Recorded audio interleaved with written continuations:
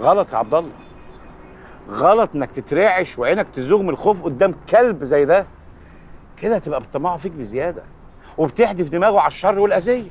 هو يعني ما يقدرش على الاذيه من غير ما انا اطمعه؟ لا ما يقدرش، عمره ما هيتجرأ على الخيال اللي في دماغك ده. مش فاهم، ما يقدرش يعني ايه؟ ما يقدرش يبلغ عن البوليس؟ يا ابني هو في حد في الدنيا يبلغ عن نفسه؟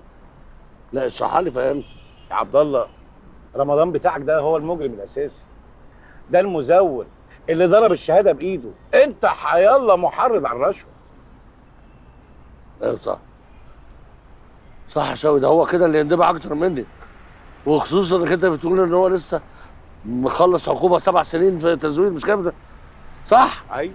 يعني اكيد مش عايز يرجع السجن تاني، صح ولا ايه؟ صح. ايوه، ازاي فاتت على دماغي دي؟ عادي عادي يا عبد الله، زي ما فات عليك عشره العمر والصحوبيه واستغفلت صاحبك. والله ما قصدت يا شوقي، استغفلت دي كبيره، انت ده المبالغه اللي فيك دي مش طبيعيه. مبالغه ايه استغفلت دي؟ يعني ايه؟ عادي يعني، نسيت يعني، ما خدتش بالك أيوة يعني. نسيت، افهم بقى، افهم وحس بيا، نسيت تقول ايوه لي. نسيت اقول لك شاديه مش بنتي، نسيت لان انا عايز انسى. انت لو نزلت دلوقتي وقلت للناس شاديه مش بنتك هتاكلك بسنانها وتقول عليك مجنون، لانها زيي. صدقنا الكذبه، حبينا نصدق الكذبه، ما بقتش كذبه، بقت حته مننا بتكبر كل يوم قدامنا. ما بقاش شهاده تزوير يا اخي، افهم بقى. خلاص يا عبد الله، انا اسف، حقك عليا. مش كده يا شوقي، يعني مش كده. انا مضغوط يا شوقي، انت عملت التك حرام عليك. خلاص بقى، روق بقى، ما توجعش قلبي، ما تقول حاجه يا شيخ زكريا. والله العظيم البت دي بتقول احلى كلام. معقولة؟ هنمشي كلنا ورا كلام الهبلة الصغيرة دي؟ صغيرة بس مش هبلة، وكلامي دايما بيطلع صح. قصيره وناصحه برضو. انا ياما قلت لكم طول ما كنزي افلام ماشيه وراها دماغها هتطرقع منها. بس خليكي في حالك يا جماعه والله العظيم صدقوني محدش فيكم يعرف بابا ولا بيفهم مزاجه قد انا. سبحان الله في عزته وقدرته. انا بقى شفت النصيبه اللي صاحبك وقع فيها دي قبل ما تحصل له. تقصد ايه شفت المصيبه قبل ما تحصل؟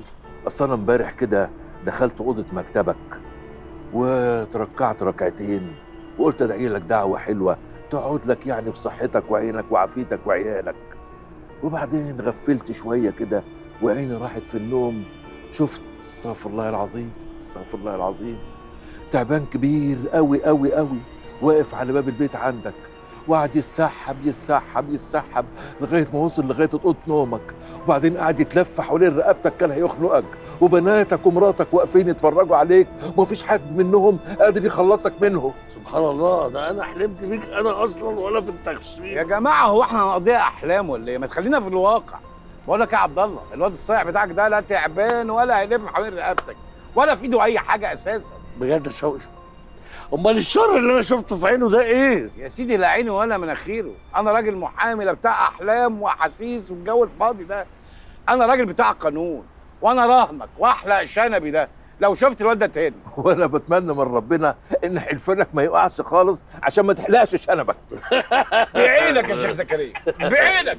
انا اللي عايز احلقه له والله، بايديا. بعينك، بعينكم انتوا الاثنين.